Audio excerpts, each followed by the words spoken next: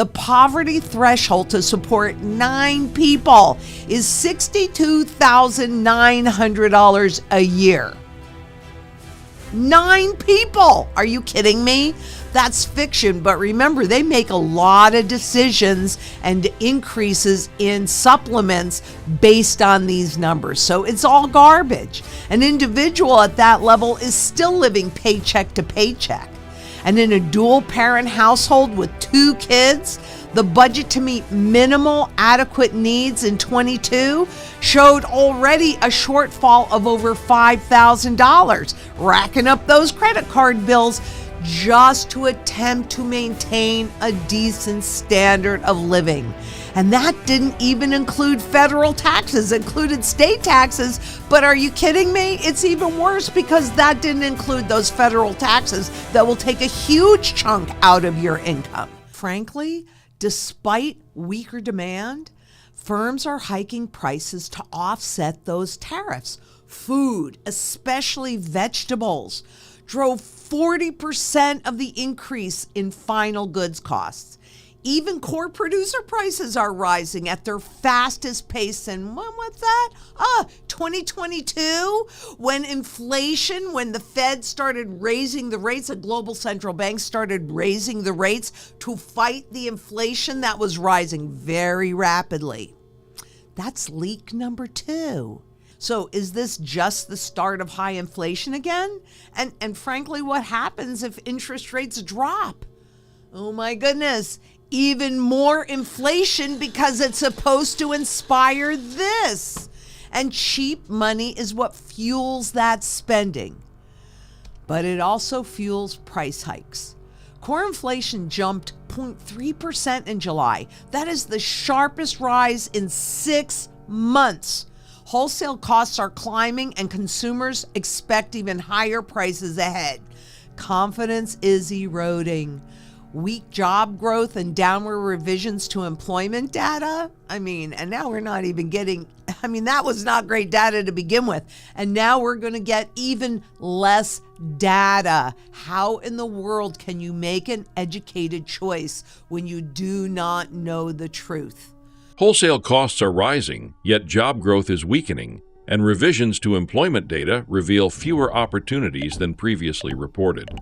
Consumer confidence is eroding, with surveys showing 60% of Americans expect unemployment to worsen, a pessimism not seen since the Great Recession. This isn't just about numbers, it's about trust. When citizens lack clear, reliable data, they lose faith in the system. People are beginning to question whether everything is fine is simply a political narrative. For many, the economy already feels unstable, leaving families bracing for tougher times ahead. Wow, 60% of consumers now expect unemployment to worsen. And that's a level of pessimism that's not been seen since the Great Recession. Do you see where we're headed here? And they want us to think everything is just fine?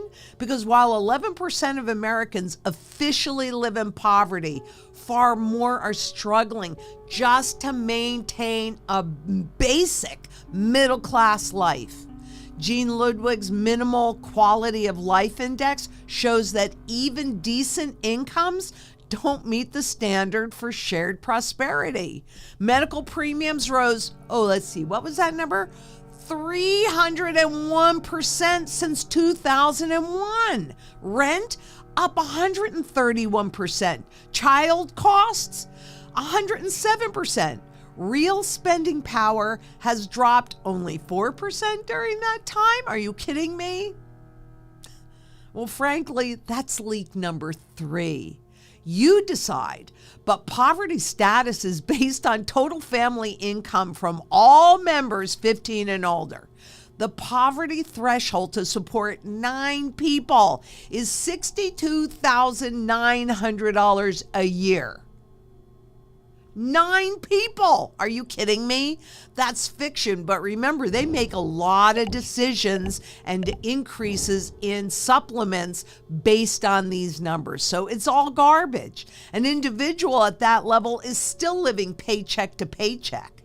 And in a dual parent household with 2 kids, The budget to meet minimal adequate needs in 22 showed already a shortfall of over $5,000, racking up those credit card bills just to attempt to maintain a decent standard of living. And that didn't even include federal taxes, it included state taxes.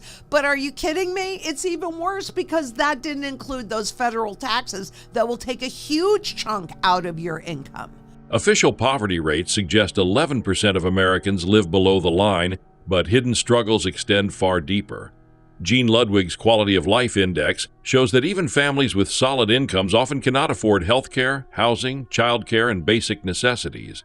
Since 2001, medical premiums have soared over 300%, rent by 131%, and childcare costs by 107%. Meanwhile, real wages haven't kept pace, leaving households stretched thin. The so-called middle class is shrinking, with many relying on credit just to survive. Federal poverty thresholds vastly understate real need, masking the collapse of financial stability for millions of working families. Simply put, the math doesn't work. The system is broken, and we are at the end of this experiment. Federal policy and federal poverty guidelines focus on hunger prevention, but true financial well-being requires far more. LISEP finds these benchmarks vastly underestimate need. No kidding. And CPI-based policies and benefits fail to reflect the basic needs inflation, leaving low and moderate income families falling further behind. There really is no more middle class, and that poverty is growing. Unfortunately, during these transitions, most people end up in abject poverty. But here's the truth. Having a sound money foundation and a local community around you, that can protect a reasonable standard of living. And that's what we have to be prepared for, because the change has already been put in place.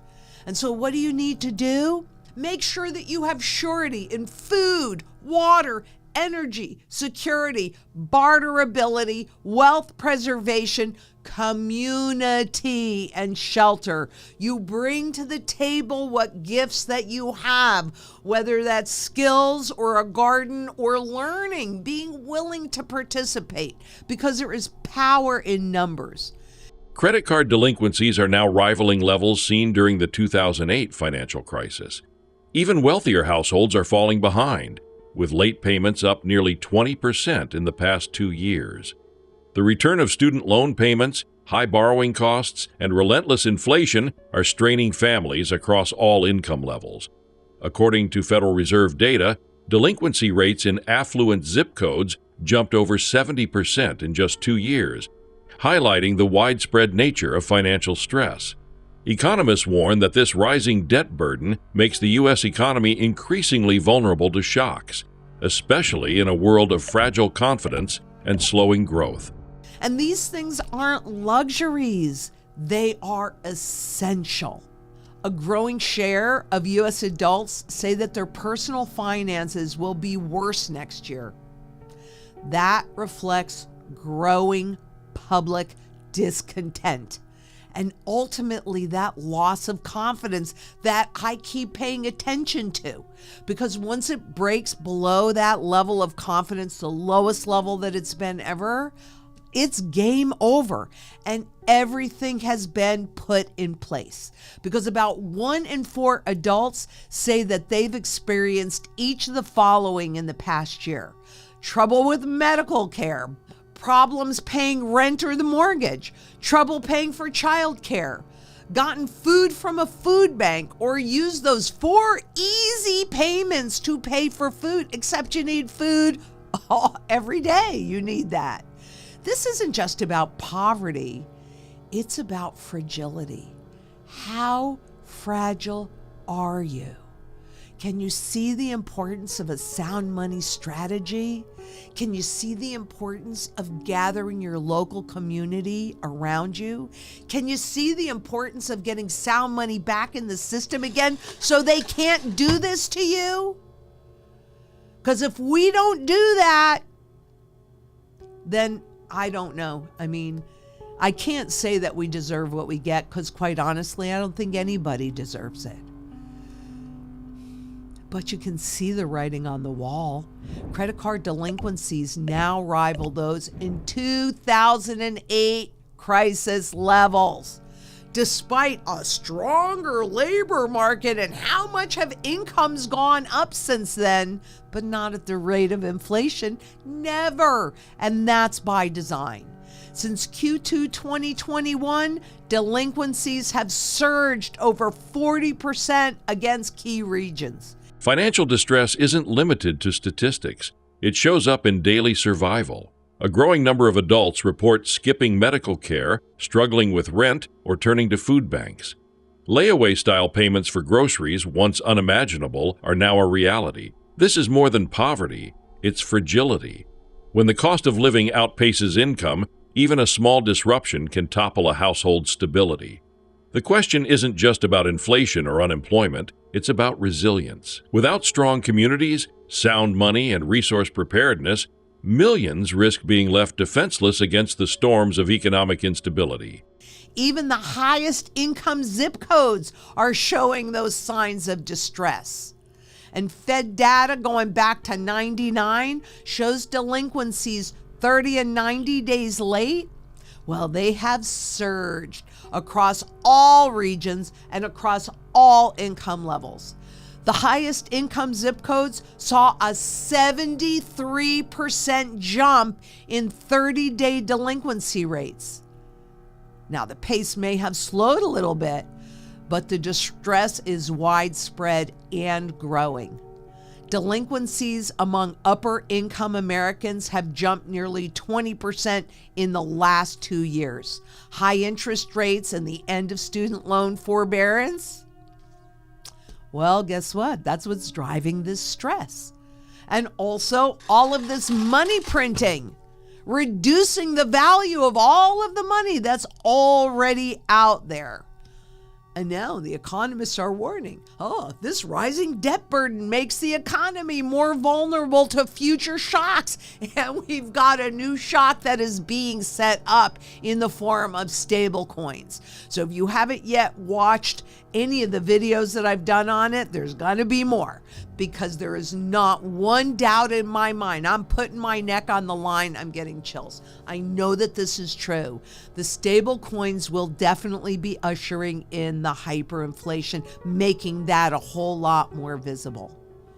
So what's the anchor in all this chaos? Gold, silver. Gold's demand spans jewelry, technology, central banks, investors, space travel, food, every single sector. Amid uncertainty, one constant remains: the need for sound money and community. Gold and silver have endured through centuries because their value spans industries, cultures, and economic cycles. Unlike fiat money, they cannot be printed into worthlessness.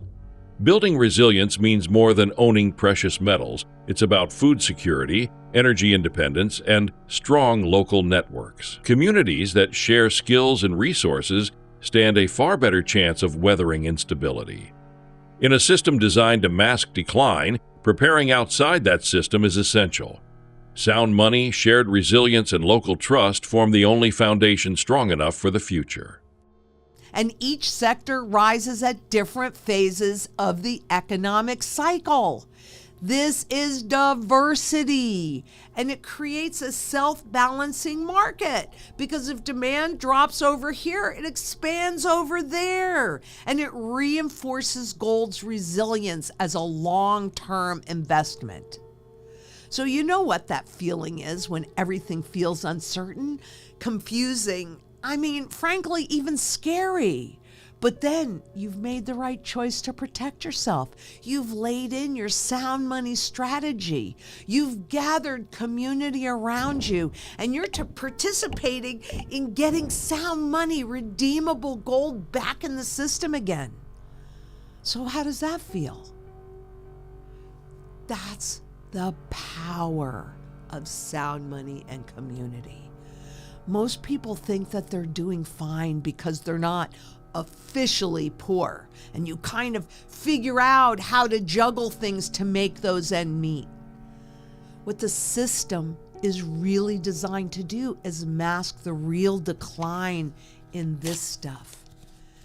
And that means that you need a strategy that works outside of the system, not inside the system. That's just hopium. So here's what you do. You've got to do what you're comfortable with, but honest to goodness, build your foundation with Zang Enterprises' sound money strategy. And that means that you're going to have barterability because it's built in layers. So you've got your first line of defense to secure your standard of living. Your second line of defense is protecting whatever fiat money wealth you've managed to accumulate, and then putting you in a position to take advantage of the opportunities that present in crisis, because there's no way around it and there's no way to avoid it. But community and resilience ensures your access to all of those necessities: food, water, energy, and security.